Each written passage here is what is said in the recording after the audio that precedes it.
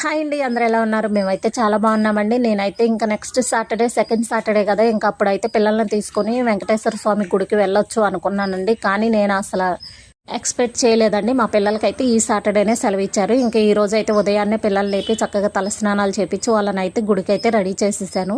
ఇంకా అలాగే మా చెట్లు కాసిన కనకమరాలు అయితే మాలగట్టి పిల్లలిద్దరికి కూడా సమానంగా అయితే పెట్టేశాను. ఇంకా అలాగే మా పిల్లలు రెడీ అయిన తర్వాత ఇంకా నేను కూడా తలస్నానం చేసి అయితే రెడీ అయిపోయాను. ఇంట్లో కూడా అయితే చాలా చక్కగా అయితే పూజ అయితే చేసుకున్నానండి. ఇంకా ప్రశాంతంగా కూడా మేమందరం కూడా రెడీ అయిపోయాము ఇంకా వెంకటేశ్వర స్వామి గుడికి వెళ్ళాలని.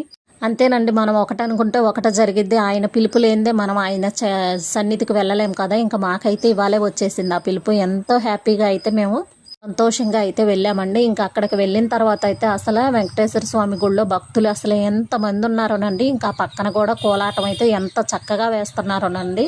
అనుకోకుండానే నేను ఇవాళ పిండి దీపం కూడా వెలిగించానండి. ఇంక వీడియో నచ్చితే లైక్, షేర్, సబ్స్క్రైబ్ చేసుకోవటం మర్చిపోవద్దు. Okay, bye bye.